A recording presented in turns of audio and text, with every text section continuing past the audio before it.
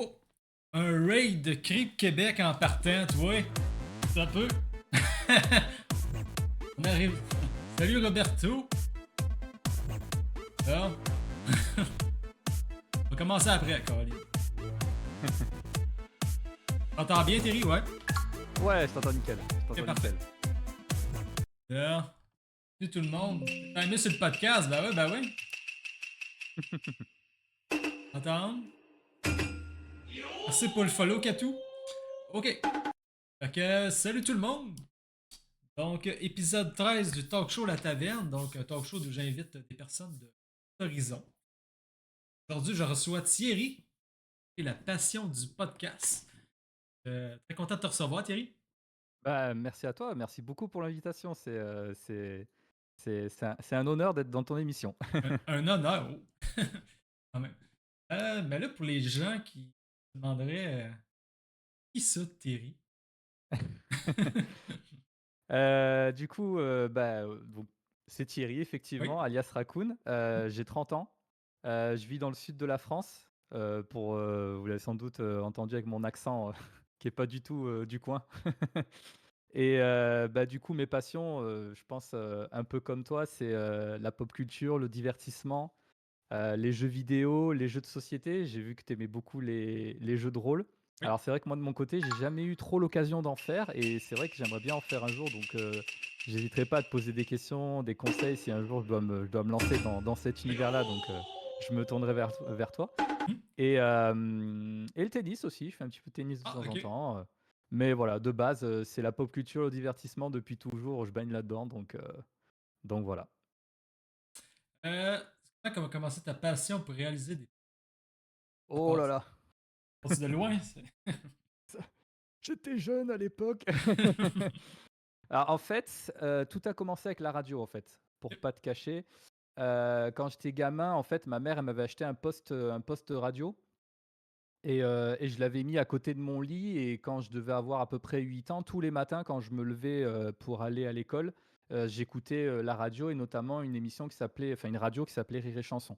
Ok. Hem Et en fait, cette radio m'avait beaucoup marqué pour 2 points. Déjà parce qu'elle proposait de la musique rock et musique rock, vraiment des années 80-90 et mon père m'avait beaucoup partagé ces musiques-là et aussi parce qu'il y avait les sketchs des 2 minutes du peuple. Alors là, du coup, Ah. là, je vais parler, d'un de vos héros, nationaux, François Pérusse qui m'a vraiment marqué, par son humour et tout et ça a fait, depuis toujours, il m'accompagne, en fait et hem et en fait, quand, des années plus tard, quand j'ai rencontré mon meilleur pote, Thibaut, alias John Bomber, on avait des délires, c'est-à-dire qu'on avait un petit magnétophone à cassette et parmi les activités, qu'on faisait l'après-midi, c'est genre on s'enregistrait et on faisait des délires dessus, tu vois? Et je sais qu'à un moment donné, on avait inventé un petit concept. Bon, c'était un truc qu'on se faisait que tous les 2, tu vois? C'était genre, info Thibaut et Thierry, tu vois? Lui, il adorait parler de catch, moi j'adorais parler de foot et donc on faisait des petites émissions comme ça à enregistrer, avec le magnétophone. En quelle On avait année? même fait des Quelle année? donc je pense c'était dans les années 2000-2009 Ok. environ. C'était vraiment la période collège, collège 6e, voilà. En fait, on a été ensemble en maternelle, ensuite on s'était perdu de vue, on s'est retrouvés au collège et donc du coup, quand je suis allé chez lui, que j'ai vu son magnétophone, je fais: «Oh vas-y, on peut enregistrer des trucs» et donc du coup, on faisait des délires dessus et tout. J'avais pas encore internet, il y avait pas encore tout ce côté podcast, quoi. Et on faisait aussi des petites séries audio un peu à la Donjon de Nullbuck, tout ça. On enregistrait des petites histoires. Je sais que des fois, tu sais, pour faire les effets, comme quoi on marchait, on tapait, avec les mains au sol, on faisait des bruits avec les bouches et tout. C'était vraiment le truc typique, amateur, que tu faisais à l'époque, avec, ton imagination et ton innocence de gamin, quoi. Gardez Et les enregistrements, ouais. Les alors, anciens, c'est. dis-toi que j'ai réussi à retrouver, des cassettes, de ce qu'on avait fait, que j'ai mis de côté dans un sac. Malheureusement, j'avais plus de lecteur cassette. Par contre, j'avais réussi à numériser à un moment donné, un petit best-of de ce qu'on a fait quand on était gamin et quand je le réécoute à chaque fois, je me disais: «Oh, mais qu'est-ce qui nous passait par la tête quand on faisait ça, quoi?» Et en plus, on avait des voix de chipmunk, on avait des voix vraiment aiguës. On était vraiment des gamins qui découvraient, les enregistrements, quoi. Mais ouais, j'ai encore un petit vestige de ça.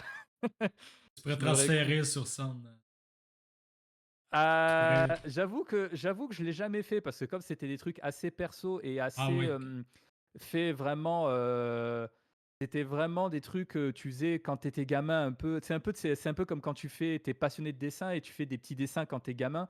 Bah, tu le gardes pour le plaisir, mais tu le partages pas forcément, alors peut-être qu'un jour, je lui poserai la question à Thibaut parce qu'on est 2 à l'avoir fait ouais. quoi.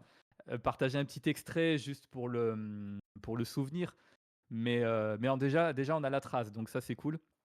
Et en fait, la radio, bien quelques années plus tard, il y a eu une grosse pause et en fait, c'est à partir du lycée où j'ai eu l'occasion de faire un petit peu de radio dans des radios associatives, notamment une radio qui s'appelait Radio des Sorgues dans la ville où j'habitais.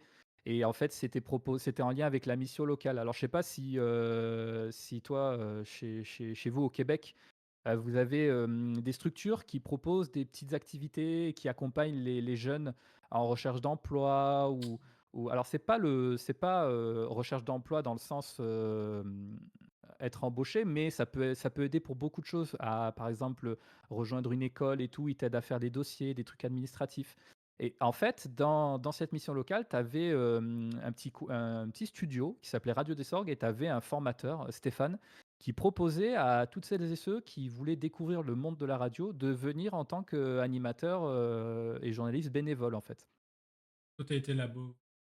Ouais, j'ai fait ça pendant à peu près 1 an, 2 ans, enfin 1 an, 2 ans, cumulés, parce que il y a un moment donné, j'ai fait partie et puis ensuite j'avais quitté et ensuite j'étais revenu, pour participer à quelques trucs et donc du coup, bah, tu faisais des petites émissions, des reportages où en gros tu donnais un petit peu l'actualité locale. C'était assez intéressant et puis surtout ça m'a formé dans le domaine, quoi. Et ça a été assez marquant parce que je me suis dit: «Waouh, la radio, c'est trop bien». Tu as un micro en face de toi, tu tu donnes de l'actualité, tu partages des informations, voilà, tu aides les gens aussi et tu partages des bons souvenirs avec celles et ceux qui t'accompagnent, quoi. Et c'est après ça où il y a eu vraiment un moment charnière dans la radio où c'est, lorsque j'ai intégré une radio associative, c'était une web radio en fait qui s'appelait Osmose Radio à Avignon.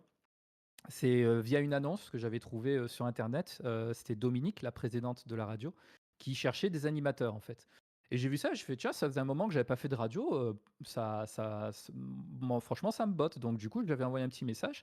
Elle m'a dit: «Ah bah oui, bien sûr, tu peux venir, tu verras, Osmose Radio, c'est une famille et tout». Et ça a vraiment été le cas parce que la présidente me connaissait vraiment très peu et elle m'a ouvert les portes de sa web radio. Elle m'a accueilli à bras ouverts et elle m'a dit: «Écoute, si tu veux, voilà, tu peux imaginer un concept et ensuite tu pourras l'animer, les mercredis après-midi, en direct à internet, pas sur FM, mais en direct, sur internet». Et du coup, je me dis: waouh, c'est super sympa, ce qu'elle fait pour nous et pour toutes les personnes qui souhaitent faire de la radio, quoi. Donc du coup, j'ai pu animer une petite émission pendant plus d'un an, qui s'appelait Tout à fait Thierry, du coup, forcément en lien avec mon mon prénom. Et en fait, Tout à fait Thierry, c'est une expression, qui était utilisée, par 2 commentateurs de football. Il y avait, Thierry Roland et Jean-Michel Larquet. Et souvent, l'expression, pendant que Thierry Roland faisait, un commentaire, Jean-Michel Arquet disait: «Oui, tout à fait Thierry, tout à fait Thierry». Donc du coup, elle m'a dit: «Écoute, pourquoi pas ce nom d'émission?» J'ai dit: «Ah bah, pourquoi pas, quoi». Et en gros, c'était sur les séries télé, en fait, séries télé et animées. Voilà. Donc ça a été une grosse période et c'est à ce moment-là où j'ai rencontré pas mal de personnes aussi qui sont devenues des amis et que j'ai gardé contact par la suite. C'est là que tu te rends compte quand tu rencontres plein de personnes qui aiment les mêmes choses que toi, en fait, que du coup ça crée des contacts, ça crée des liens, parce que c'était le mercredi, en fait, c'était la journée spéciale entre guillemets «émission pop culture». Il y avait une émission sur les jeux vidéo le matin, qui s'appelait Génération Vidéo. Ça durait 1 heure. Ensuite, tu avais une émission sur la bande dessinée, qui s'appelait Une heure dans la bulle et ensuite il y avait mon émission sur les séries télé. Donc pendant 3 heures, tu avais que des émissions sur la pop culture en général, avec, différents animateurs et tout. Es-tu Et encore animateur Osmose?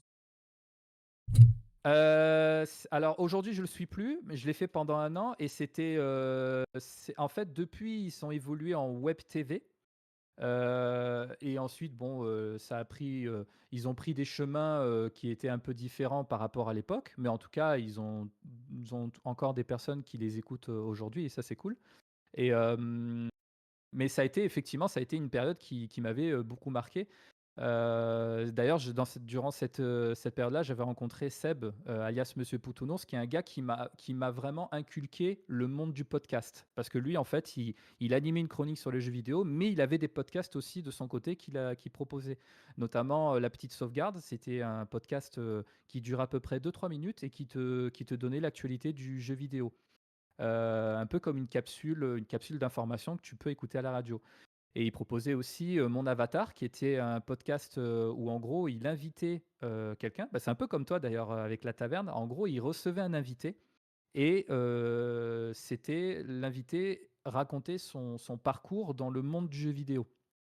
Quel a été ton premier contact avec le jeu vidéo? Voilà, quels ont été les jeux qui t'ont marqué? Et il rebondissait sur, bien évidemment, le vécu de l'invité et ça faisait un échange assez intéressant et assez profond, quoi. Mais du coup, pendant un petit moment, il y avait eu une grosse pause dans la radio quand j'ai quitté Osmose Radio.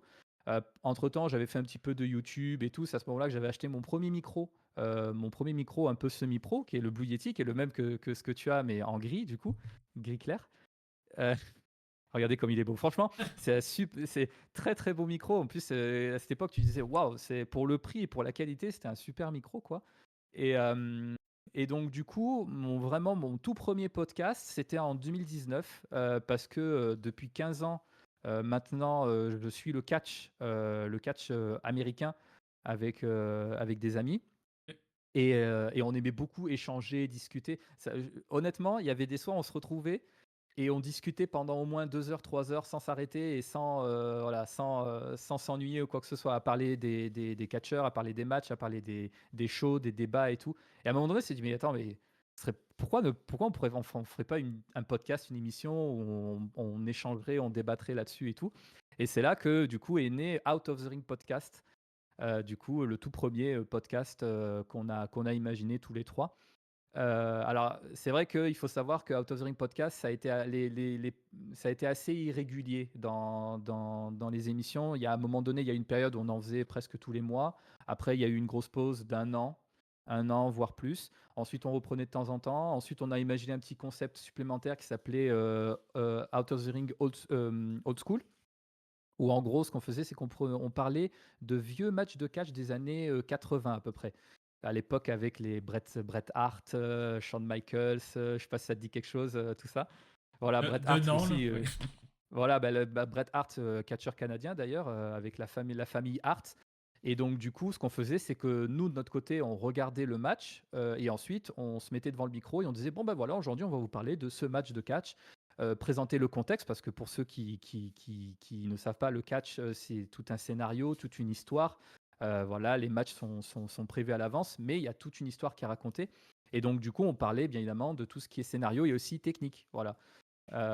Donc ça a été notre premier podcast. Et après, bah, au fur et à mesure du temps, d'autres expériences dans la radio ont eu lieu, notamment avec une autre radio qui cette fois-ci était en FM, c'était Fly Ok. FM, une Ok, radio avant, ok. associative.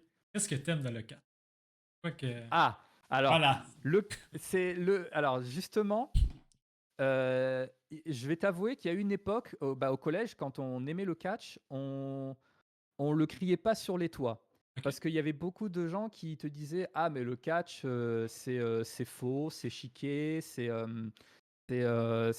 pas réel en fait». Alors déjà, bah, ceux qui font du catch, ben, quand même, c'est des athlètes et ils doivent, quand même, arriver à amortir les coups, à amortir les coups, les chutes et tout. Et en fait, ce qui nous plaît dans le catch, en tout cas à moi et mes potes, on considère ça comme du divertissement sportif, un peu comme du théâtre sportif. C'est-à-dire que quand tu regardes un film, par exemple, où t'as un scénario qui est mis en place, deux personnes qui sont en rivalité et qui, à un moment donné, vont se combattre, il y a une chorégraphie qui est mise en place. Et ça, ce qui nous plaît dans le catch, c'est à peu près ça. C'est-à-dire que il y a un combat qui est présenté, un peu comme pour ceux qui aiment bien regarder le boxe, on peut considérer que c'est comme le boxe, sauf que effectivement, c'est prévu à l'avance. Il peut y avoir de l'improvisation, pendant le match. Mais ce qui nous plaît, c'est le côté divertissement, le côté spectacle, en fait. C'est ça qui nous plaît beaucoup dans le catch. En plus du scénario où tu as des gens qui prennent le micro, qui racontent des histoires, qui parlent et qui peuvent avoir un charisme assez impressionnant sur le ring, quoi. Crip Québec qui dit en effet, avant, on disait que après, avec les années, on dirait que le monde aime regarder le scénario et la chorégraphie. Ouais, c'est ça, ouais. Bah, ouais, c'est ça effectivement, aujourd'hui, c'est beaucoup plus accepté, c'est beaucoup plus c'est y même ça s'est un petit peu plus popularisé, j'ai envie de te dire. C'est vrai qu'en France, même de base, le catch, à l'époque, il y avait du catch en Europe et en France, mais c'était aussi beaucoup de spectacles, mais c'était un peu plus, old school. Il y avait moins de chorégraphie, il y avait moins c'était plus des gens qui se battaient, qui donnaient des coups et à un moment donné, quelqu'un tente le tomber et ça s'arrêtait là, quoi. Et après, ça s'est vraiment popularisé avec la WWE, bien évidemment, et d'autres fédérations dans le monde, quoi. On est dans le catch, on va changer de catch. C'est quoi le catch que t'aimes le plus? C'est celui en Amérique du Nord ou c'est celui plus en Europe? Préférence au niveau du. Alors c'est vrai que je suis le catch depuis longtemps, mais ce n'est que récemment où avec mes potes, on a pu assister à un show de catch en France, notamment. Il y a plusieurs fédérations qu'on a pu assister, mais il y en a une qui nous a beaucoup marqué, c'est la HCP à Bolède, la Heritage Catch Professionnel. Et en fait, j'avoue que j'aime beaucoup le catch américain de par le côté spectaculaire, dans des grandes salles et tout, mais j'avoue que le catch qu'on a pu vivre en France dans des salles plus petites avec un nombre quand même assez important de personnes, mais passionnées, c'est cette ambiance-là qui nous plaît énormément en fait. Et j'avoue que assister à des shows de catch en France ou même pour vous au Québec ou partout ailleurs, si vous avez un show de catch pas loin de chez vous, ça peut être une expérience assez intéressante et assez incroyable parce que vous avez un public de passionnés. Il y en a d'autres qui sont peut-être moins passionnés, qui viennent juste en famille, passer un bon moment. Mais quand tu y vas et que tu as cette ambiance dans le public avec les gens qui scandent les noms des catcheurs pour les encourager, qui vraiment veulent les accompagner et tout, et que quand par exemple tu as le méchant qui arrive, qui frappe le gentil, tout le monde fait bouh, comme ça, tu sais, c'est un effet de groupe, tu vois. C'est un effet de groupe, ça te met dans une ambiance vraiment globale qui te plaît. Mais j'avoue que j'ai pas vraiment de préférence de catch style préférence. Il y en a qui préfèrent le catch japonais, qui est très technique. Il y en a qui préfèrent le catch mexicain où c'est lucha libre, ça fait de grosses pirouettes et tout. Moi, j'aime le catch en général. En fait, tant qu'il y a du bon catch sur le ring et un bon feeling avec les catcheurs, moi, ça me convient en fait. Crip Québec qui dit ici au Québec, dans mon enfance, il y avait pareil les dessins animés du week-end le matin. Et tout de suite après du catch. Drôle de transition. Ouais. C'est vrai que même en France, il y a eu une période où, quand on était au collège, en fait, ils diffusaient le catch sur une chaîne française. C'était Catch Attack, en fait, c'était une émission qui s'appelait Catch Attack. C'était commenté par Christophe Ajus et Philippe Chiraud, qui sont 2 commentateurs français qui commentent encore aujourd'hui le catch. Et c'est vrai que à l'époque, tu pouvais avoir l'impression que, le catch c'était un peu infantilisé dans la manière de présenter le catch. Les commentateurs français, tu pouvais avoir l'impression que ça infantilisait un petit peu la chose.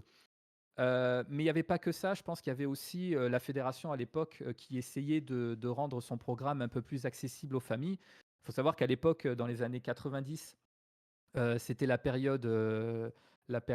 période un peu plus violente dans le catch où ils utilisaient beaucoup d'armes, où il y avait des fois un peu du sang et tout. Ensuite, dans les années 2000, ça s'est un petit peu plus «assagi» entre guillemets, avec moins de violence et des sujets un peu plus cool. Mais après, ça s'est un petit peu équilibré. Maintenant, voilà, ça reste accessible, mais depuis d'ailleurs, en plus que la WWE est arrivée sur Netflix il y a pas longtemps, on peut s'attendre à une évolution dans le contenu, en tout cas. Mais ouais, c'est vrai qu'à l'époque, c'était assez infantilisé. Euh, Si on revient, ça prend pour faire un bon podcast. Avant de jaser de tous tes podcasts, on va Ouais, ouais, ouais. passer par la base. Alors, j'avoue que, J'avoue que ça fait pas longtemps que je fais du podcast. Enfin, pas longtemps. Ça fait quelques années que je fais du podcast, mais je me considère pas comme un professionnel, en tout cas, du podcast.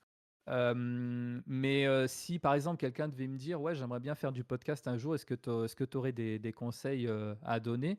Déjà, je dirais essayer d'avoir une bonne qualité audio avec une voix au minimum audible. Alors, c'est vrai qu'heureusement, aujourd'hui, on peut trouver de bons micros à un prix accessible, en fait. Essayer de trouver un concept ou une thématique, qui de base te plaît à toi.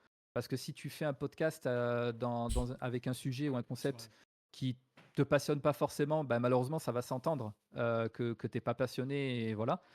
Et évidemment, tu essaies de trouver un podcast, enfin un concept ou un thème qui peut plaire aux autres, même si, ton thème peut être plus ou moins accessible, voire niche. Parce que c'est vrai que nous, par exemple, avec le catch, quand on a lancé notre podcast, on s'est dit: «Bon, évidemment, ça va pas être écouté par tous, quoi, donc voilà. Mais tu peux c'est ça qui est bien, c'est que dans le monde du podcast, tu peux trouver un podcast qui peut vraiment te convenir, quoi que tu aimes, en fait.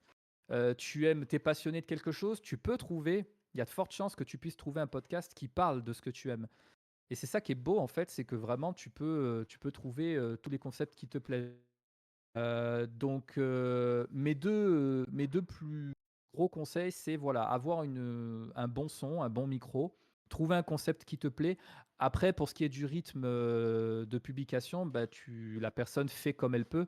Je sais qu'on n'a pas tous, on n'est pas tous égaux dans notre temps libre, en fait. Il y en a qui ont des boulots qui prennent plus de temps, il y en a, ils ont des familles, des fois ça peut être compliqué. Donc voilà, quel que soit le rythme que tu trouves, tant que tu arrives à trouver un rythme qui te convient, j'ai envie de te dire, c'est le plus important, quoi.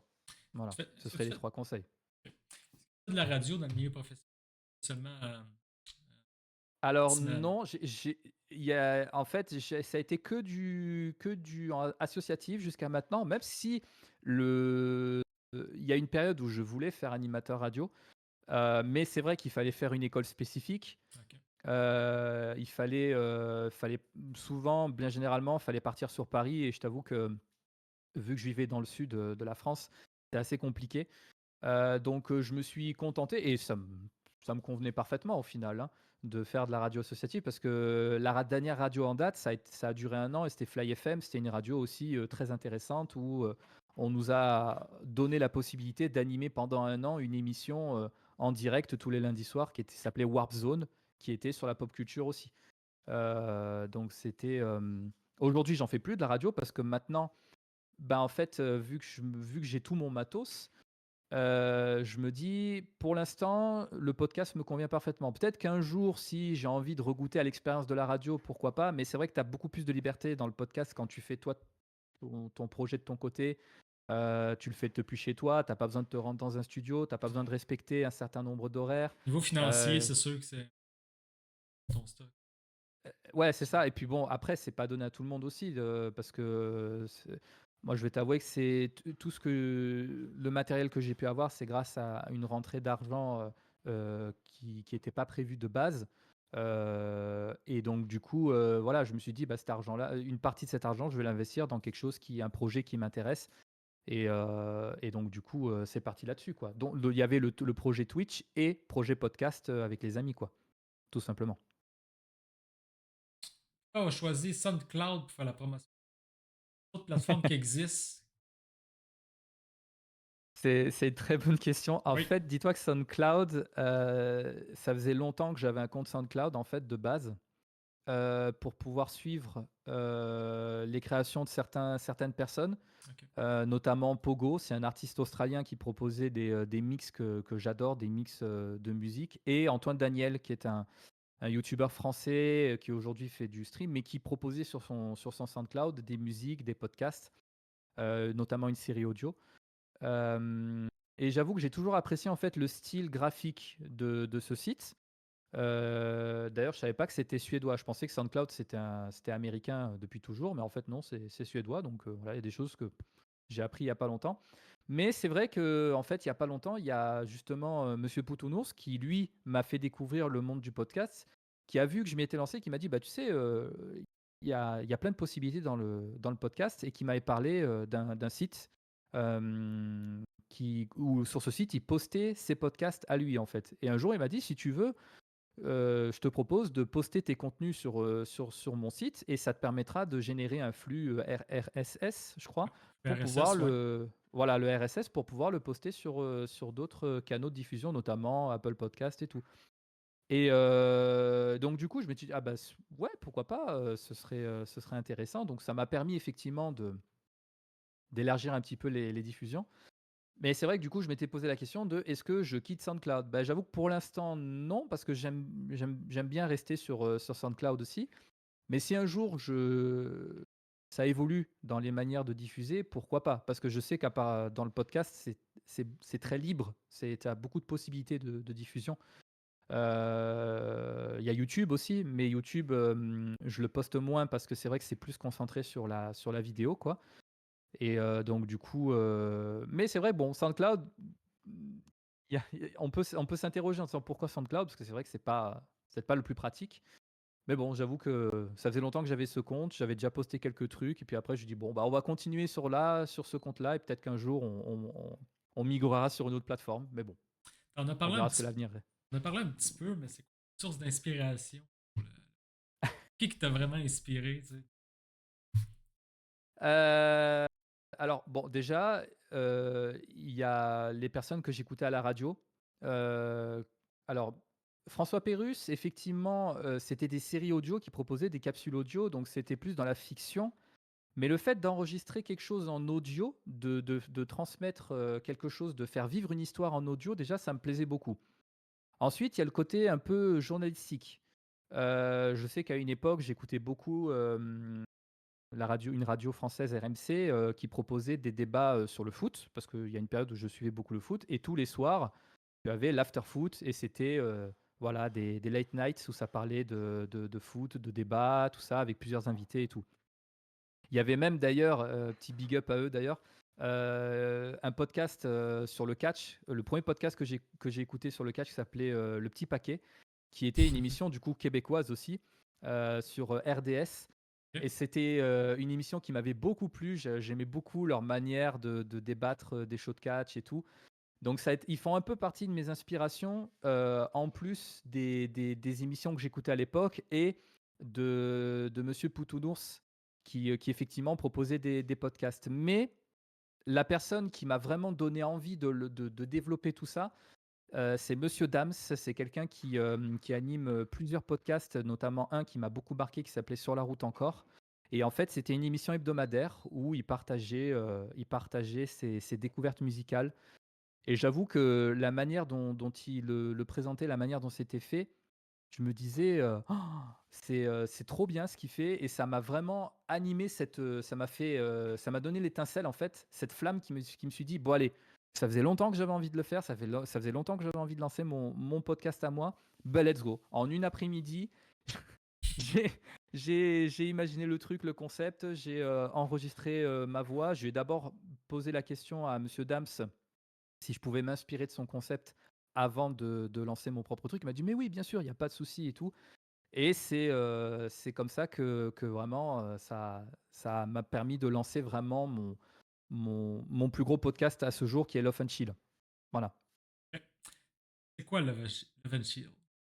Alors Parler de tes différents podcasts, fait que là. alors justement, Love and Chill, en fait, c'est, un concept regroupant 2 styles. La première c'est, la musique lo-fi. En fait, la musique lo-fi, ça fait depuis un peu avant le Covid, depuis 2019 que j'ai découvert ce style musical qui sont des musiques, assez posées, assez chill avec, des rythmes, parfois lents. Ça peut être des fois un peu soutenu, mais c'est assez, ça ira jamais très vite, ce genre de musique. Hem, il peut y avoir une connotation un peu jazz, mélange jazz, hip-hop.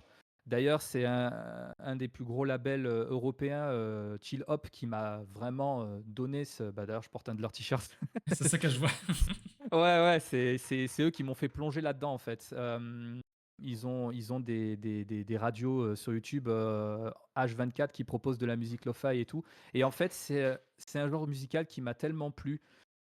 qui m'a tellement aidé à une période où je j'allais pas très bien, personnellement et que du coup, j'avais besoin vraiment de trouver quelque chose qui m'aide à me relaxer et la musique lo-fi, ça m'a beaucoup aidé et donc ça faisait longtemps que j'écoutais de la musique lo-fi et ça faisait longtemps aussi qu'en France, en tout cas, on ne diffusait plus des 2 minutes du peuple de François Pérusse. Il faut savoir qu'à l'époque, c'était diffusé, dans la radio Rire et Chanson, mais ensuite depuis plus rien. Il y avait plus de diffusion, en tout cas dans certaines radios. Alors peut-être que certains podcasts le proposaient, mais en tout cas mais de mon souvenir, je ne voyais pas de podcast qui en proposait. À un moment donné, je me suis dit: «Tiens, pourquoi pas reprendre le concept un peu, comme faisait Rire et Chanson?» Ben, d'ailleurs, Love and Chill, ça peut être carrément la traduction parce que, Rire et Chanson, Love and Chill, c'est plus, le rire et la détente. Pourquoi pas mixer ces deux univers et les proposer, chaque semaine, pour faire découvrir à celles et ceux qui ne connaissent pas François Pérusse, l'univers de François Pérusse. Parce qu'il fait pas que les demi du peuple, il fait aussi plein d'autres trucs, parce que c'est un gars qui est tellement bourré de talent, c'est un de mes héros, j'ai envie de le dire. Et la musique lo-fi, qui est aussi un peu un style musical, pas de niche, mais je sais que peu de gens dans mon entourage connaissaient la musique lo-fi. Heu, En tout cas, il y avait beaucoup de personnes quand je rencontrais que je leur disais: «Tu connais la musique lo-fi?» Ils me disaient: «Pas forcément, je sais pas ce que c'est et tout». Donc voilà, c'était, réunir ces 2 univers et les faire découvrir, aux gens et proposer évidemment des moments de détente, des moments, relaxants quoi. Et évidemment faire découvrir des artistes aussi. C'est l'objectif de cette émission quoi. C'est ton style de musique préféré? Ouais, honnêtement, je pense que c'est un de mes styles préférés parce que je le vois à chaque fin d'année quand Deezer me propose de faire la rétrospective, de mes morceaux les plus écoutés, généralement, il y a de la musique lo-fi. Après, je suis pas fermé aux autres styles musicaux, j'écoute de tout. J'aime beaucoup le rock, j'aime beaucoup la pop, j'aime beaucoup le jazz, il y a beaucoup de styles musicaux que j'aime bien. Mais j'avoue que la musique lo-fi m'accompagne presque tous les jours. Je sais que quand je bosse, quand je dois faire, quelque chose qui nécessite de la concentration, j'écoute de la musique lo-fi.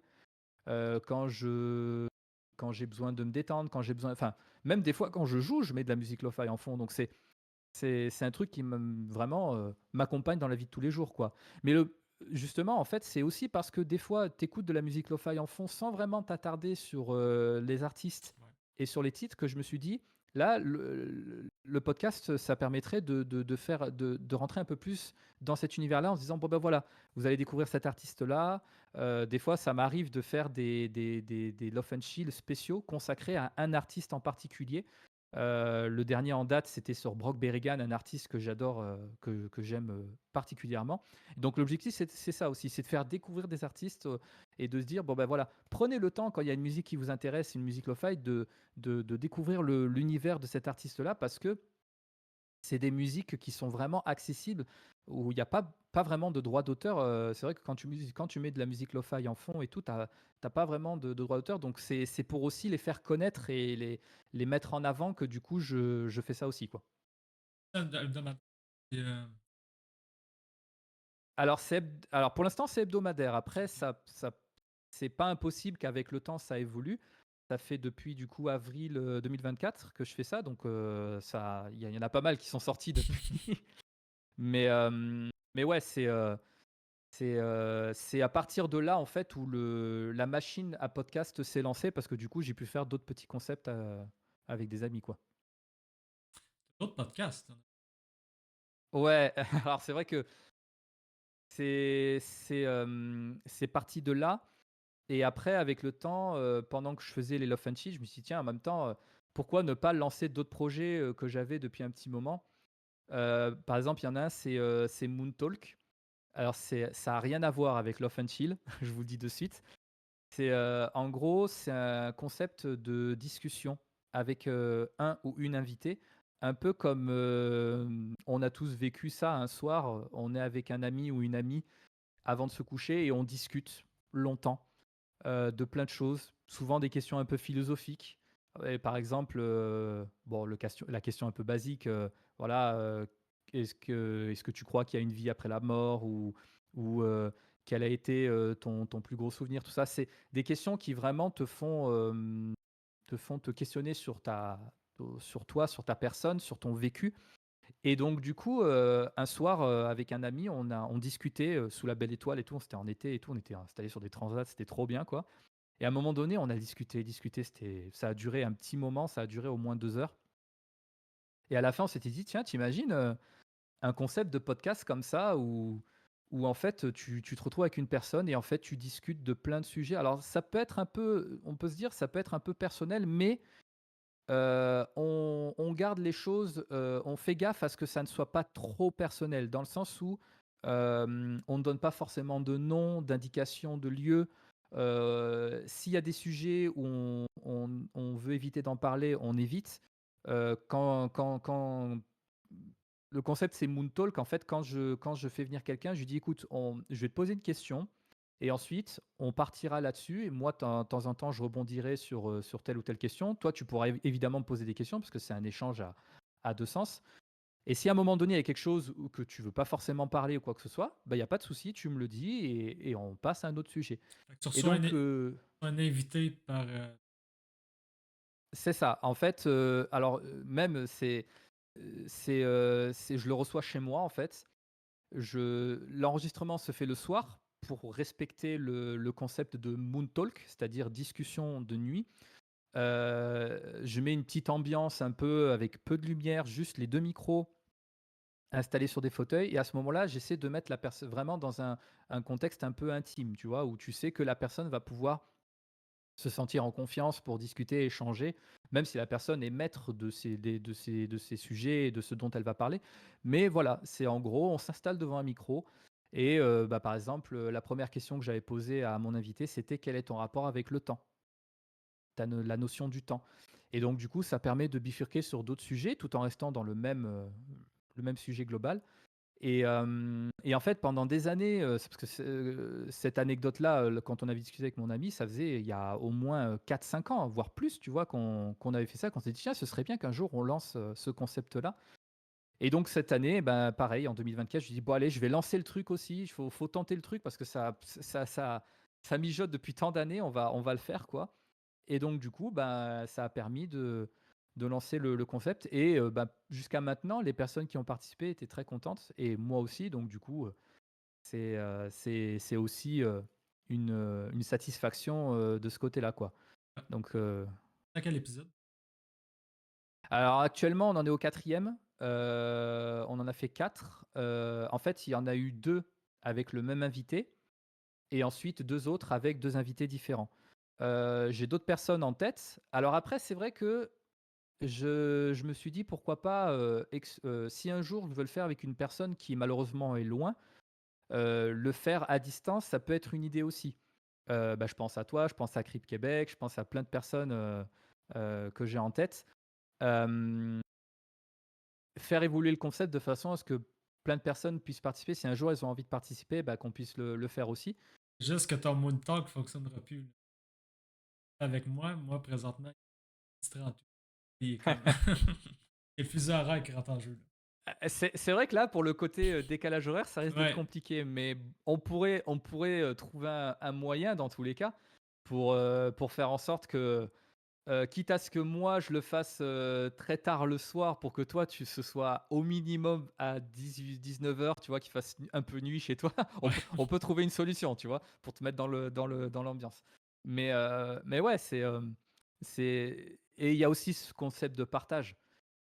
C'est ça qui me plaît énormément bah, même je pense pour toi parce que du coup, j'ai vu que tu avais plusieurs émissions, plusieurs Ouais. podcasts et tout. Le fait de partager avec, plusieurs personnes, que ce soit la taverne ou on brasse les dés, c'est ce concept d'échanger avec des personnes Un sujet.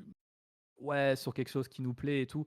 Bah, d'où aussi l'émission, Pod Culture, le podcast qu'on a relancé il y a quelques mois, enfin en décembre dernier, qui est une émission où là, c'est vraiment l'émission où on invite, un minimum 3 personnes et on parle de pop culture vraiment en général. Ça peut être séries télé, films, jeux vidéo, musique. Hem, donc voilà, si il y a aujourd'hui, il y a pas mal de podcasts. C'est vrai que ça part un peu dans tous les sens, mais on essaie de faire les choses bien en tout cas. De pas partir de pas faire les trucs à la va-vite. Voilà, prendre le temps de faire les enregistrements, de faire les montages et de proposer des trucs qui nous plaisent au minimum et qui pourraient plaire aux autres, quoi. Dans combien de temps, montage, Alors pour Love and Chill, par exemple, ça si à partir du moment où je fais la sélection des musiques, que je crée les playlists sur YouTube, qu'ensuite je récupère les musiques, que disons qu'au niveau j'ai pas énormément de texte, donc ce qui fait que c'est assez rapide à faire.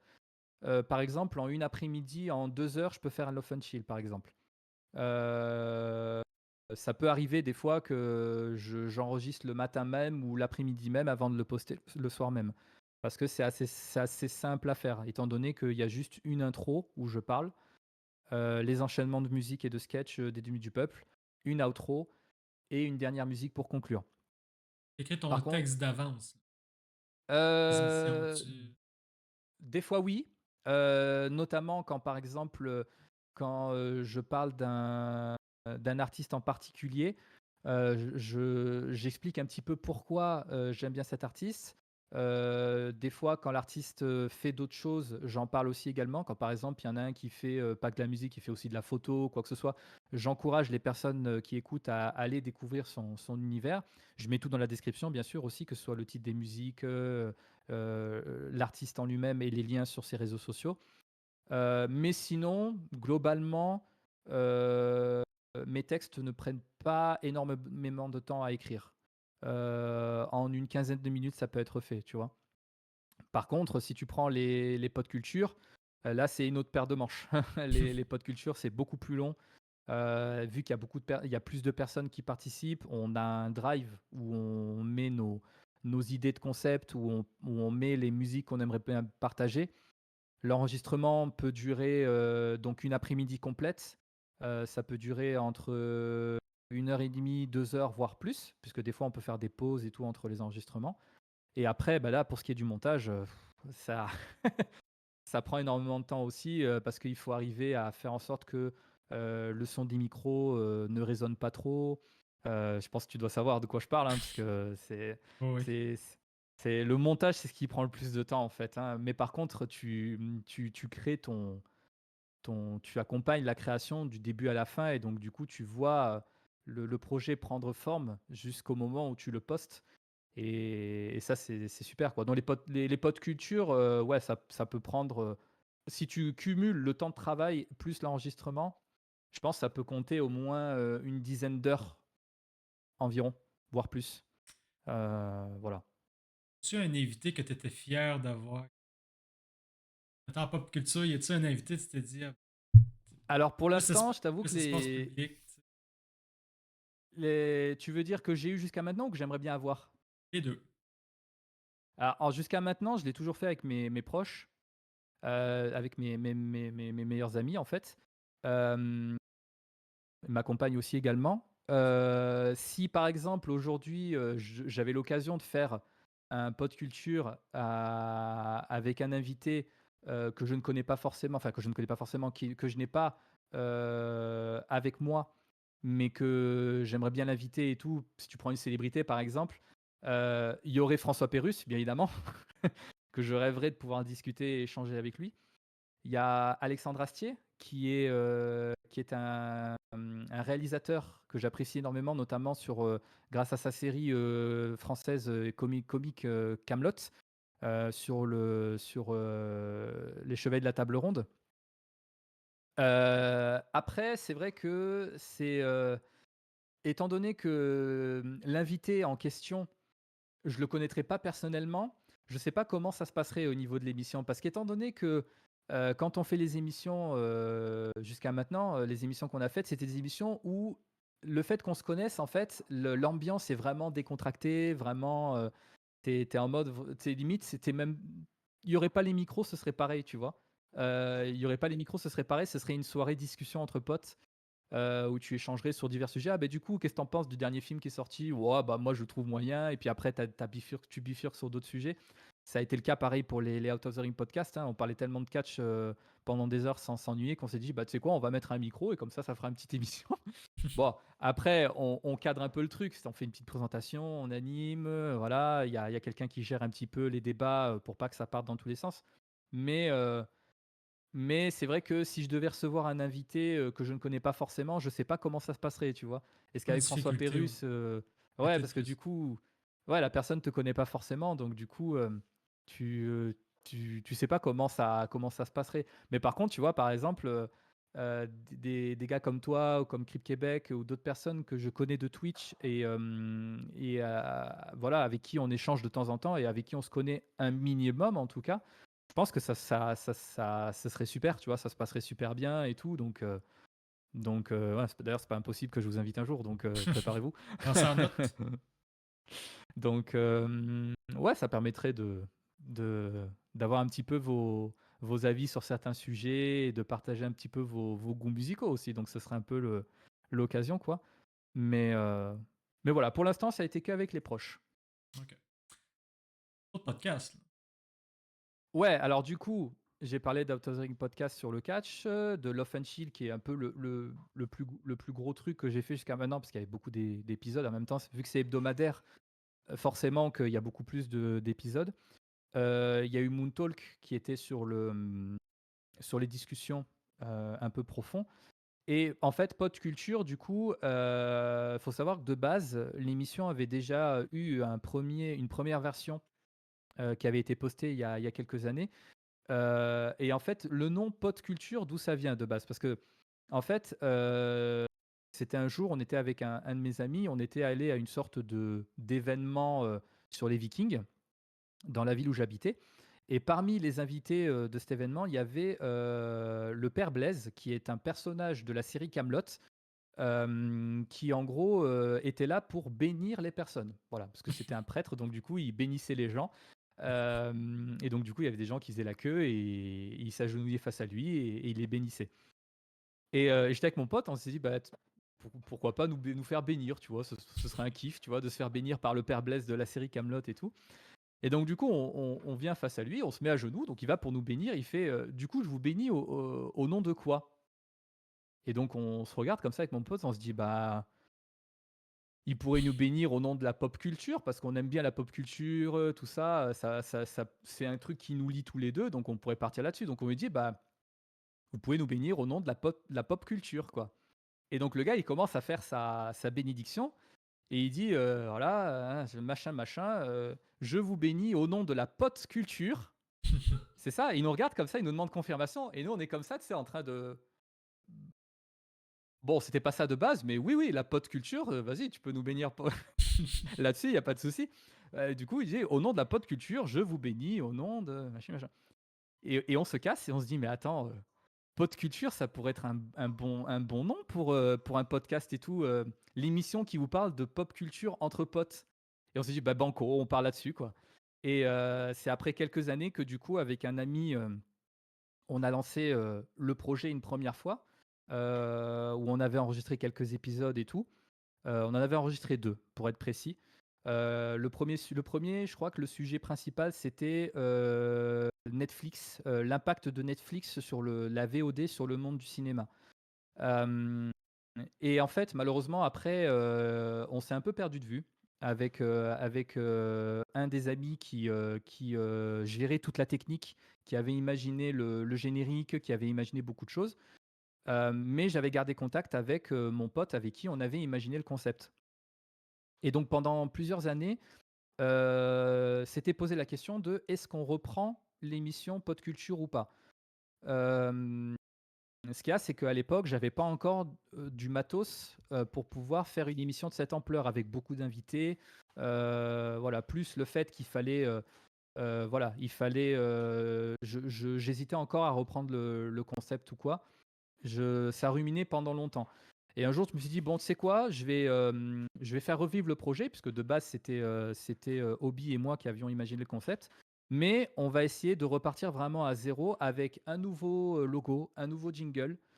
Et c'est de là que du coup, je me suis mis au boulot. Je me suis mis sur des logiciels comme Canva pour imaginer le logo, que j'ai essayé de penser, d'imaginer vraiment tout ce qui pourrait faire revivre le projet avec de nouveaux invités, les invités qui participaient de base, à l'époque et de nouveaux invités. Et donc du coup, j'ai essayé de repenser aussi la musique, le générique, qui est un générique avec une musique en lien avec la pop culture et qui propose plein d'extraits en lien avec la pop culture, des citations, des phrases voilà, de films ou de séries. Et du coup, en décembre dernier, on a fait le premier enregistrement de la version 2.0 Pod Culture. Et donc du coup, ça a été une super, une super expérience et une grande satisfaction de pouvoir faire revivre le truc. Et Pod Culture, c'est vraiment la grosse émission où on reçoit, on est au minimum 3, voire 4, voire 5. Et vraiment, on parle, on choisit un sujet, on choisit des pauses musicales et vraiment, c'est une émission qui est vraiment consacrée à ça, la pop culture, et on fait découvrir des artistes, on fait découvrir bah, par exemple, moi, l'émission la première qu'on a faite en décembre, j'avais choisi de parler de Wallace et Gromit, tu vois? Je sais pas si tu connais? Alors Wallace et Gromit, c'est des séries de courts-métrages en pâte à modeler. Et en fait, comme en janvier dernier, enfin ce mois-ci, ils sont revenus sur Netflix, je me dis, bah tu sais quoi, je vais parler de Wallace et Gromit, tu vois. Donc tu choisis ton sujet et tu parles de ce qui te plaît. Et c'est ça qui est bien, c'est-à-dire qu'on se retrouve et on fait honneur à la pop culture en général, quoi. Et ça, c'est le plus gros projet aujourd'hui, le plus gros truc qu'on a lancé, quoi. Tu Voilà. regardes tes codes d'écoute de ce côté-là. Alors, je regarde de temps en temps. Je Des fois, je regarde et je me dis: «Mais comment ça se fait qu'un gars, des États-Unis écoute, par exemple, un truc en français?» Des fois, je me pose la question. Alors je sais pas comment ça fonctionne, je t'avoue, au niveau de SoundCloud, au niveau des statistiques. Généralement, mes statistiques, ça tourne au maximum quand, par exemple, j'ai posté, le premier Moon Talk, il a monté à peu près à 50 écoutes, jusqu'à aujourd'hui. Après, des fois, je le partage autour de moi et tout. C'est vrai que je fais pas une grosse promo de mes podcasts. Je partage autour de mes proches. Des fois, j'en parle à des gars que je rencontre et tout, mais je fais pas forcément de promo sur plein de serveurs ou quoi que ce soit. Il y avait une période où c'était plus la période Twitch où je faisais partie de groupes Facebook où on partageait un petit peu ce qu'on faisait. Mais en fait, c'était compliqué parce que c'était une marée de promotion. Et en fait, je voulais pas faire rentrer dans un truc où tu sais, tu partages quelque chose, mais genre tu suis la personne juste parce que la personne t'a suivi, tu vois. Moi, je voulais que si une personne me suive, ou c'est parce qu'elle apprécie ce que je fais, tu vois. Si je suis quelqu'un et que si je découvre quelqu'un et que j'apprécie ce qu'elle fait, bah à ce moment-là, je vais suivre et je vais écouter ce que la personne fait. Je vais pas dire pour faire m'augmenter les stats, ouais, tu me Ah suis, non. en échange, je te suis, tu vois. Mais aujourd'hui, bah oui, c'est à peu près dans ces eaux-là, à peu près. T'en as qui font à peu près une trentaine d'écoutes, voire d'autres un peu plus. Je t'avoue que j'y fais pas vraiment gaffe parce que je sais que le podcast, c'est un univers qui est assez vaste. Il y a beaucoup de podcasts, c'est un énorme océan. Pareil pour Twitch d'ailleurs. Je me dis, tant que ce que je fais, ça me plaît, que les personnes qui écoutent apprécient ce que je fais, voilà, c'est le plus important. Après, si un jour, bah, ça grandit, c'est cool. Au contraire, ce serait le bonus en fait, qui viendrait en plus de la passion de faire quelque chose qui te plaît, quoi. Tu fais de la Donc, promotion aujourd'hui au moins. ouais, bah, ouais, On bah, en c'est parle gentil, donc. merci beaucoup d'ailleurs. Honnêtement, merci, mais bah, dis-toi que toi et Crip Québec, vous m'avez beaucoup aidé, à découvrir de nouvelles personnes, comment dire? À découvrir, parce que vous faites, Crip Québec et toi, vous faites partie des des streamers que dès que je sais que vous êtes en live, j'y vais pour faire un petit coucou et pour suivre un petit peu parce que il y a beaucoup d'interactions en fait. Vous interagissez beaucoup avec les personnes. Oui, puis il est plus Et interactif que moi. ouais, mais tu partages enfin, Pas tu es pareil. assez proche, de ta commu aussi, quoi. Oh oui. C'est vrai que Crip Québec, bon, c'est le summum, hein, mais ouais, c'est en fait, c'est ces rencontres-là, qui m'ont permis, vos rencontres qui m'ont permis aussi voilà, de me découvrir aussi, de découvrir de nouvelles personnes et d'échanger et de partager. C'est ça, c'est ce partage en fait qui me plaît beaucoup, qui plaît énormément. T'as jasé tous tes podcasts. Normalement, oui, on a fait tout le tour parce alors, il y en a un que j'ai plus fait, jusqu'à maintenant parce que En fait, c'était une émission que je proposais dans mon ancien travail. Ok. En fait, il y a une époque où j'étais animateur en maison de retraite et donc du coup, je proposais divers ateliers aux résidents et un jour, je me suis dit: «Tiens, pourquoi pas leur proposer une sorte de petite émission de radio, en fait?» Et donc du coup, c'était une maison de retraite qui s'appelait, les Opalines et j'ai un jour, je me suis dit: «Tu sais quoi? Je vais créer un petit podcast qui s'appelle Radio Opaline».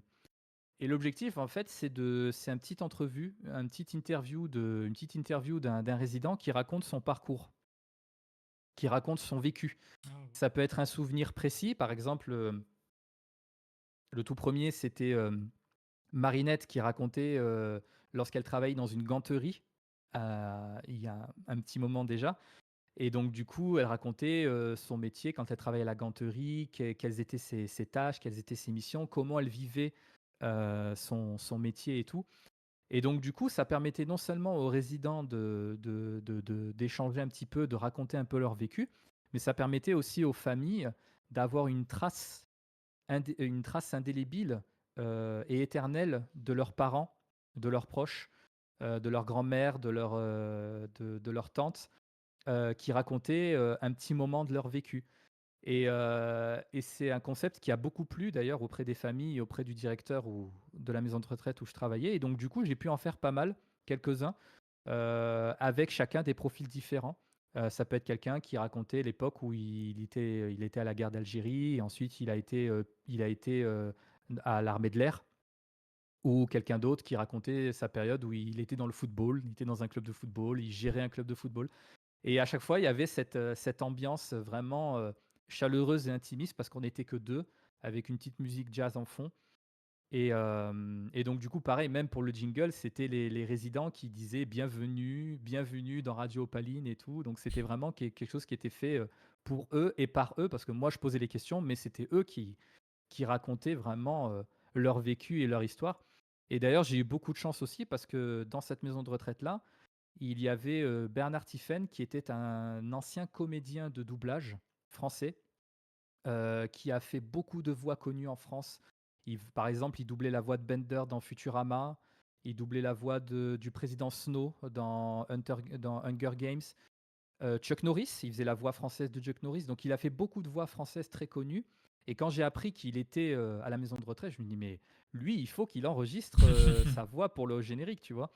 Donc du coup, je lui ai posé la question, je lui ai dit: «Est-ce que vous seriez intéressé pour faire, au moins la voix du jingle et tout?» Il m'a dit: «Oui, pourquoi pas?» Et donc du coup, bah, j'ai pu enregistrer sa voix pour le jingle.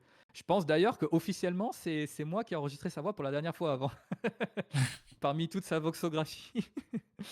Mais blague à part, voilà, ça a été une très chouette expérience et donc du coup, lier cette passion avec, le travail que je faisais, ça a été aussi, voilà, ça a été aussi, assez, une expérience humaine très, très importante. Peut-être qu'un jour, je le reproposerai à nouveau en tant que bénévole dans certaines maisons de retraite, proposer à certains résidents de faire une petite interview et pour le proposer aux familles, Quand tu seras dans voilà. une maison de retraite,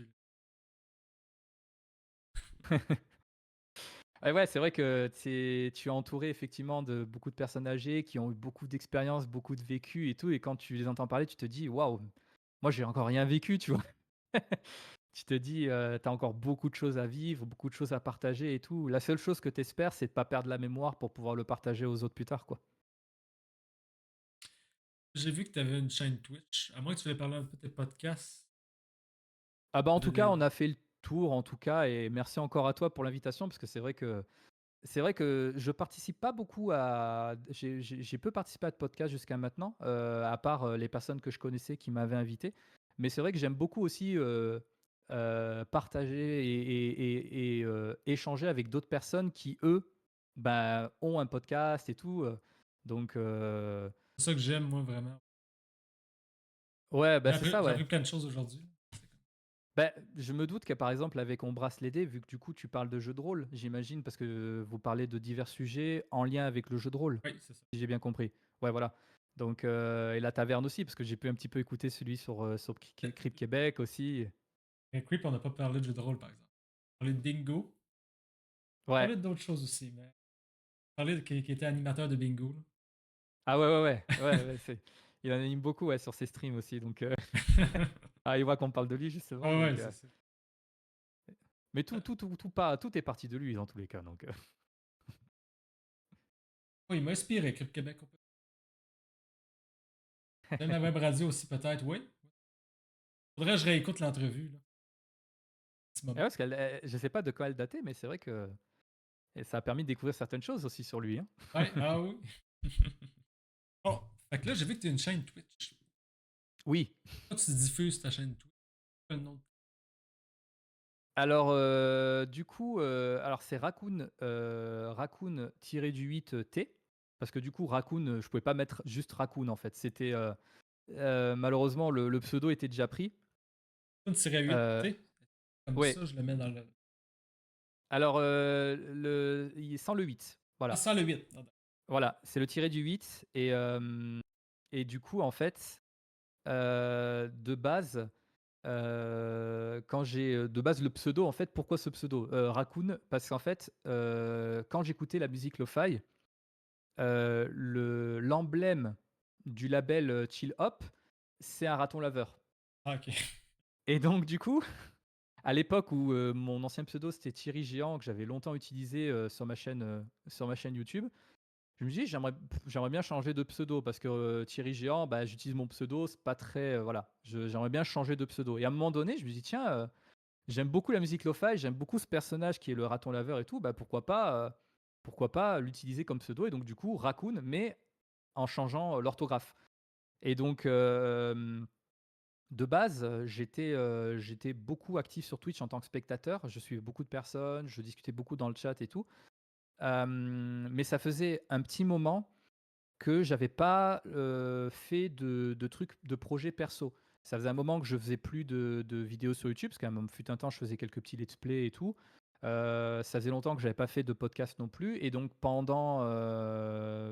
avant le covid et un petit peu après que ça soit terminé, il y a eu une grosse période où je ne faisais plus de création et je me souviens qu'un jour, j'étais avec ma compagne et tout et je sentais qu'au fond de moi, il y avait quelque chose qui me manquait, en fait, au niveau de la création. Et un jour, on avait regardé une vidéo où tu avais 2 youtubeurs qui, 2 streamers, qui, faisaient une surprise à quelqu'un et qui lui offraient tout un set pour pouvoir faire du stream, de manière professionnelle. Le gars, il avait un petit micro, une petite webcam et tout et ils se sont dit: «Bah, tu sais quoi? Lui, on va l'aider et on va lui offrir tout un matos» et quand j'ai vu ça, je me suis dit: mais en fait, ça pourrait me plaire le stream en fait, le streaming. Parce qu'il y a un mélange de radio, puisque Ouais. tu échanges avec des gens. Il y a un mélange de vidéo, puisque, bah, des fois tu as une caméra, des fois tu as pas de caméra et tu joues à des jeux vidéo. En tout cas, pour la plupart, tu joues à des jeux vidéo et tu partages avec les autres. Et à un moment donné, j'ai vu ça, je me suis dit: «Ça, c'est mon prochain gros projet. C'est le projet Twitch, ça va être mon prochain projet».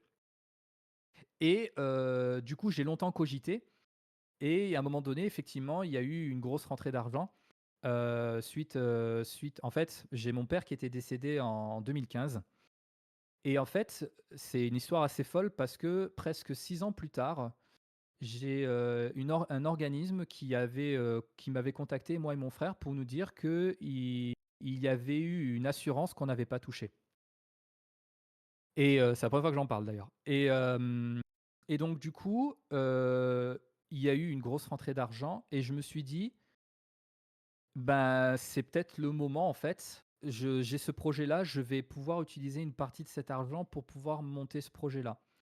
Alors, tu peux très bien monter un projet de stream, avec tes moyens actuels et tout et au fur et à mesure développer ton truc. Mais j'avoue que du coup, j'ai eu la chance en tout cas de pouvoir, monter mon projet et de commencer Twitch avec du bon matos. Avec 2 écrans, avec un PC vraiment monté, avec un bon micro et tout et c'est pour ça que je me considère chanceux en fait aujourd'hui de me dire que, quoi qu'il se passe, j'ai la chance d'avoir, du matériel, voilà du bon matériel pour pouvoir faire ce qui me plaît et quand j'ai lancé cette chaîne Twitch, pareil, j'avais contacté une dessinatrice pour, penser mon overlay et tout, parce qu'au début, j'avais un petit overlay que j'avais trouvé gratuitement sur internet et je lui dis: «Bah, tiens, j'ai envie de développer mon petit univers». Donc du coup, je l'ai contactée, je lui ai dit un petit peu ce qui me plaisait et tout, un univers un peu japonais, banlieue rurale, voilà, de nuit et tout et donc du coup, elle a imaginé tout mon concept et aujourd'hui, bah, j'ai un peu mon petit univers où je joue à de tout style de jeu, du jeu rétro, du jeu, moderne, solo ou multi. J'ai Manque fait de- quelques pot Ça manque de précision, ça. Tu joues à quel jeu exactement? alors, actuellement, si je dois te citer plusieurs jeux, il y a Oui. Faster Than Light, qui est un jeu indépendant, roguelike, où en gros tu voyages dans l'espace et tu affrontes des ennemis, tu peux marchander et avec Rip Québec, il connaît en plus, et tu dois prendre certaines décisions. C'est un jeu qui m'a beaucoup marqué et que je stream beaucoup en tout cas. Des fois, je peux partir sur des jeux multi style Fall Guys ou PUBG, même si PUBG, j'ai un niveau qui est assez bas. Ça m'est arrivé de faire des top 2 avec un ami, mais on n'a jamais fait de top 1. Je peux partir sur des jeux rétro, par exemple, à un moment donné, j'avais fait du Oddworld l'Odyssée d'Abe, ou du Monkey Island, qui sont des jeux rétro assez connus, mais qu'aujourd'hui sont peut-être plus autant streamés. Heu, ça peut partir sur du Rocket League. Il y a vraiment plein de styles de jeu, ou même du Age of Mythology. Ça peut être du jeu de stratégie, du jeu de tir, du jeu d'aventure. J'ai pas de j'ai pas de style, propre. Par contre, c'est vrai que le rétro, m'a permis de découvrir, Crip Québec, parce que c'est lors d'un stream, que je faisais sur Castlevania, que Crip m'avait, raidé pour la première fois, alors que je le connaissais pas du tout, et qui du coup, voilà, m'a permis de découvrir aussi également d'autres univers. Donc le jeu rétro, c'est quelque chose qui me plaît énormément, même si en ce moment j'en stream pas beaucoup, et des jeux que je stream assez régulièrement, des jeux indépendants comme des jeux très connus, quoi. Quand tu streams, Alors il y a des jours où je stream, plus régulièrement, des jours où je sais que si un jour je stream, c'est ce jour-là. Il y a le mardi soir. Alors du coup, vu que c'est en France, le soir, c'est à peu près vers les 20h. Du coup, horaire Québec ou Amérique six du Nord, c'est du 14h, je crois, ouais, si je me trompe pas, dans 6 ces heures de eaux-là. décalage. Ouais, c'est ça, ouais, 6 heures de décalage. Ça peut m'arriver de streamer aussi le jeudi soir, mais disons que jusqu'à maintenant, j'avais pas de planning fixe. Et il y a eu une grosse période où je streamais pas beaucoup. Là, j'essaye de reprendre, les streams de manière régulière.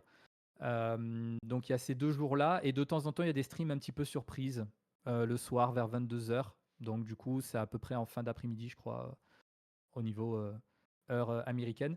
Mais il y a pas que du jeu vidéo, il peut y aussi y avoir d'autres trucs. Par exemple, récemment, j'ai fait des streams où je crée des bandes rythmo pour, du doublage. En fait, quand tu vois un film, qui a été doublé, il faut savoir que les comédiens de doublage qui font le doublage, en fait, eux, ils ont, le film en face d'eux ou le dessin animé, et ils ont une bande en dessous qui défile avec les textes qu'ils doivent citer, par-dessus. Et donc du coup, j'ai découvert il y a pas longtemps, la création de bandes rythmo. Je me dis: «Tiens, ça serait pas mal de le faire en stream pour partager avec les personnes qui s'intéresseraient au monde du doublage». Donc ça, c'est un petit truc qui s'est ajouté, dans mes activités sur Twitch, la création de bandes rythmo, quoi. Quand tu as les podcasts sur SoundCloud, est-ce qu'il y a des podcasts?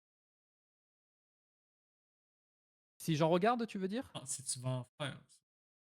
Hem, alors on en avait déjà fait par le passé une ou 2 fois pour Out of the Ring podcast.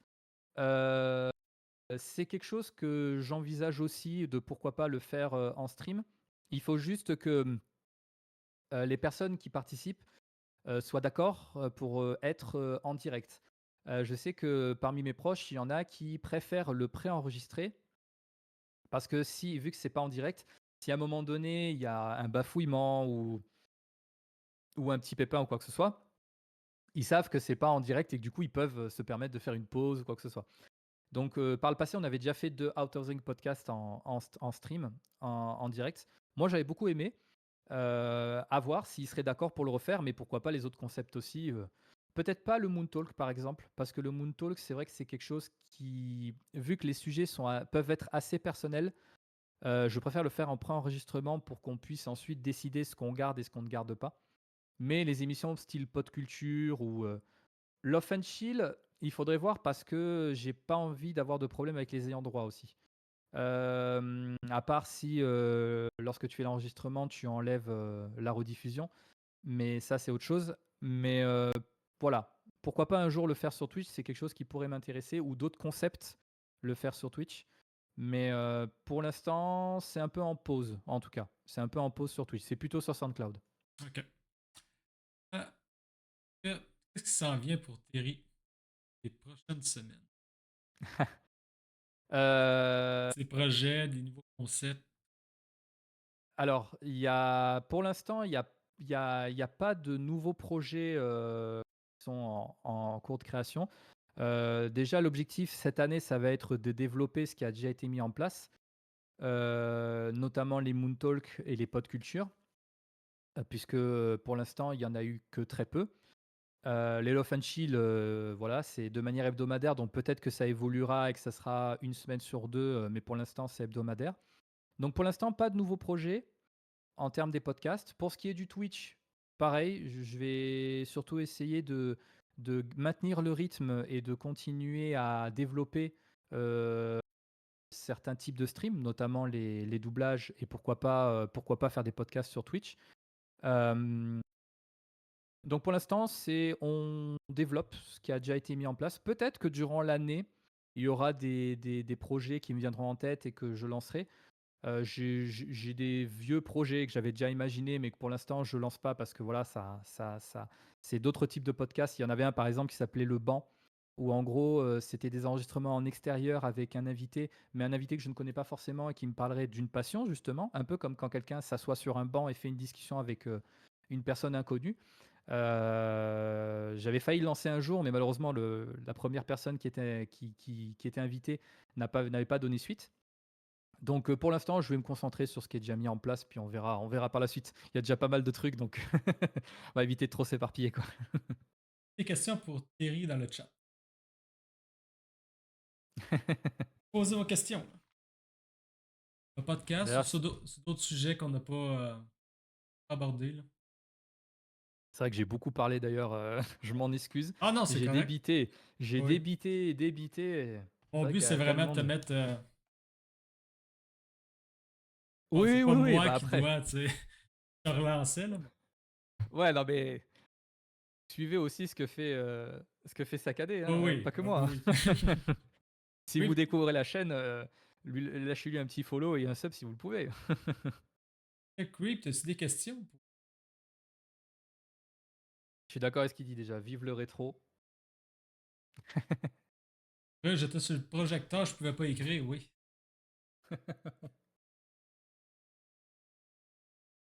Parce que du coup, toi, de ton côté, ça fait longtemps que tu fais du jeu de rôle, du coup? Ça doit faire 3 ans, mais mon groupe, c'est pas évident à streamer. À soir, ben là, la partie est annulée. Ah, Sans en avoir une. zut.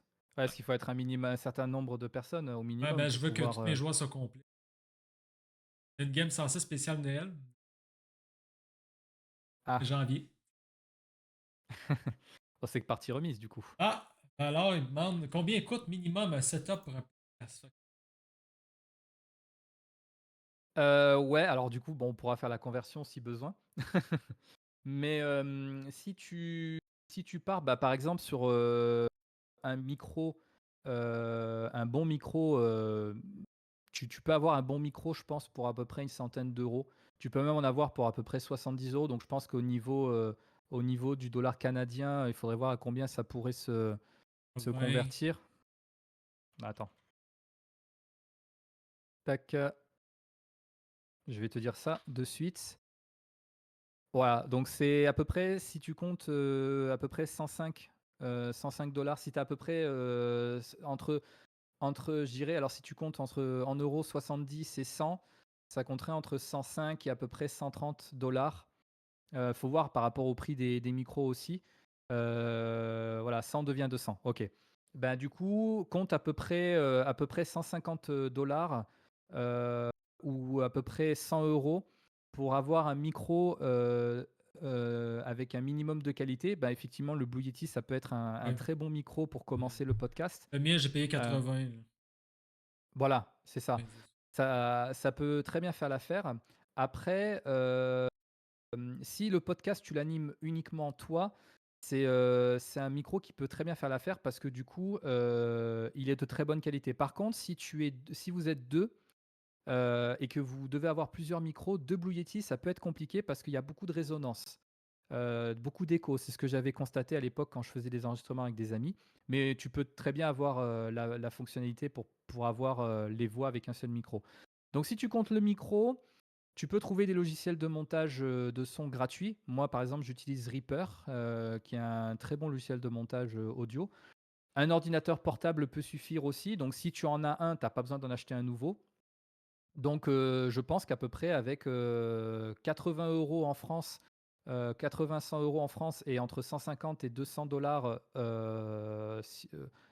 zone Nord-Amérique, je pense que tu peux avoir un setup, satisfaisant pour commencer du podcast. Après, tout dépend ce que tu as envie de proposer.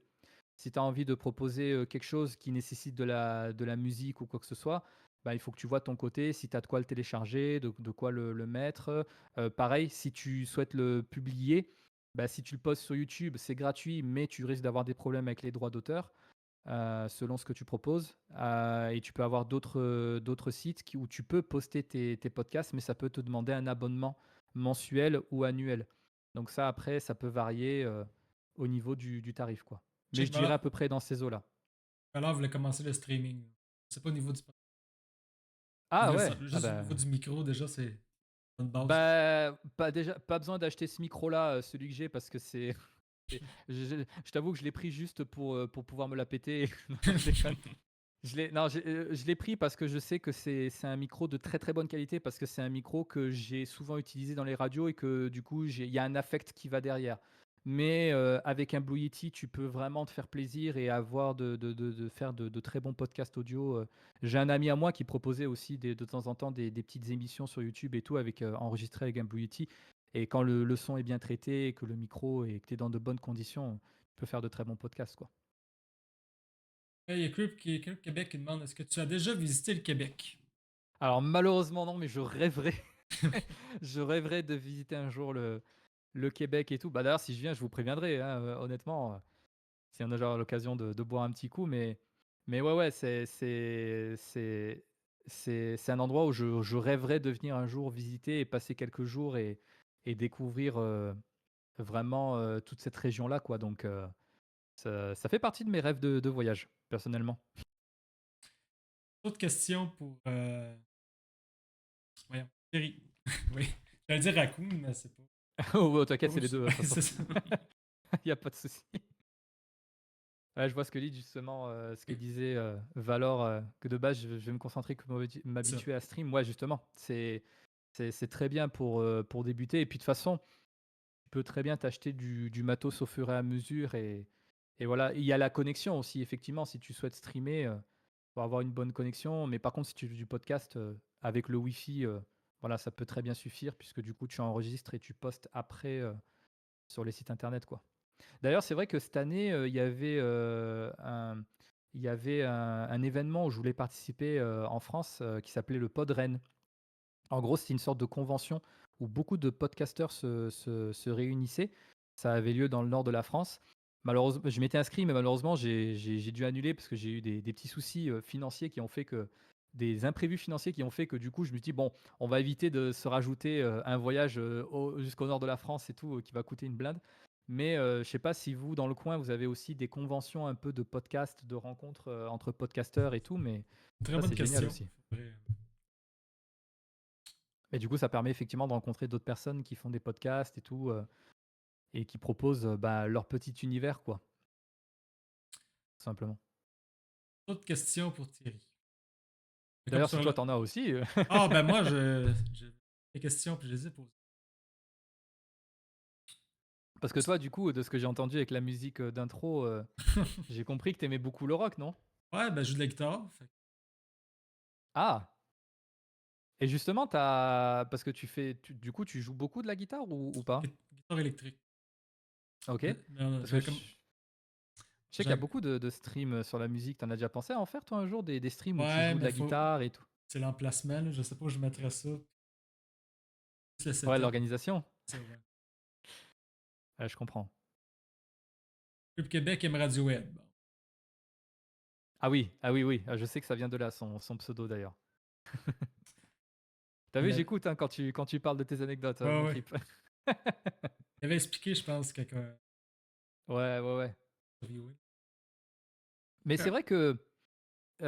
c'est vrai que Creep propose beaucoup de concepts où tu échanges avec les Ouais, viewers, où tu fais participer les viewers et tout. Ça, c'est un truc que j'aimerais beaucoup faire plus tard. ça force. Euh, ouais, si un jour j'ai assez de monde, en tout cas, en présent dans le chat, ça, je sais que c'est un truc que j'aimerais bien proposer aussi, des trucs où on interagit avec les viewers euh, de façon à vraiment rendre le truc vraiment interactif avec les personnes présentes dans le chat. Après, tu as plein de jeux aussi que tu peux faire en interaction avec les personnes dans le chat, mais c'est vrai que je vais m'inspirer de lui aussi. Thierry m'a disputé quand je fais pas assez de rétro. Non? Ah non, alors, petite précision, j'ai juste posé une question sur quand est-ce qu'il reprenait les Nintendo Crip Show. Mais effectivement, c'est de là où je l'ai connu aussi. C'est là où les premiers streams que j'ai suivis et tout. Mais, euh, mais tout ce qu'il fait, c'est bien. Ne change rien. Bon, donc là, on là-dessus. Ouais, Merci Thierry. bah merci à toi en tout cas. Je pense avoir tout dit dans tous les cas. Je pense en avoir rien oublié. Tous les cas, j'ai dit le plus important. Et puis surtout, bah, merci à toi pour ton invitation N'hésitez pas à et pour à le l'échange. suivre, j'ai mis le lien en épinglé. Fait ouais, ça. Allez écouter ça plutôt. Faut se voir. Et aussi. Ouais, bah, merci encore pour l'invitation. On est deux dans tous les cas, donc Oh oui. merci pour tout ce que tu fais et pour l'occasion que tu donnes aux gens de pouvoir s'exprimer, présenter un petit peu ce qu'ils font et tout. C'est hyper sympa de ta part. C'est merci à toi du fond du cœur. Ça fait plaisir. Donc, je veux remercier les personnes qui étaient là jusqu'à la fin de l'audition. Et merci à Ah bah Dini, oui. merci à Valor, merci à Crip Québec, merci à Frank Well, merci à Sam Matt, merci à Berubation, merci à Roybox, merci à Docteur Dodo, merci à Galette Complète, merci à Jack Sergent, merci à Nature Tool, merci à Pain Bagu, merci à Pyrosti, merci à Raccoon, merci à Roberto, merci à Shortfish, merci à Tony Diaz et merci à Waven. Ah, Donc, merci à vous, ouais. Thierry, je t'invite à choisir le raid aussi. Ah oui, alors attends. Je vais regarder du coup qui on pourrait aider parce que bah, Ouais. c'est trouver une personne qui pourrait plaire aussi à tout le monde. Alors je vérifie juste un truc si la personne n'est pas en fin de stream. Bah ouais, on va. Je vais te proposer de stream un ami dessinateur Ok. qui fait beaucoup de streams interactifs. Il s'appelle Caps Lock Art. Alors si tu veux, je peux te mettre Oui. le nom de sa chaîne sur. Hop, je te l'envoie en privé.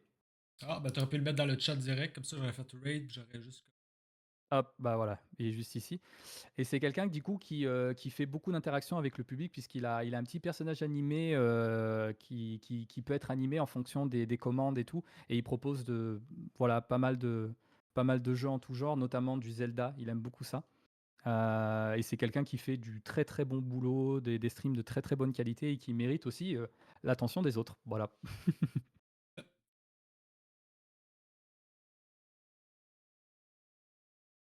Une idée dans la tête, mais je me suis. N'hésitez pas à aller suivre Thierry sur sa chaîne. Oui, ouais, t'inquiète, t'as déjà fait beaucoup en m'invitant, donc merci à toi déjà de battre. Je vous souhaite une belle journée, une belle soirée. Je pense. Thierry, puis- Merci à toi, merci oui. beaucoup. Et merci à tous de... Ah, je sais qu'est-ce que je voulais dire. Pour ceux qui voudraient participer au talk show La Taverne, n'hésitez pas à écrire Carrément. les invités. À la Faites-le, prochaine. vous ne le regrettez pas.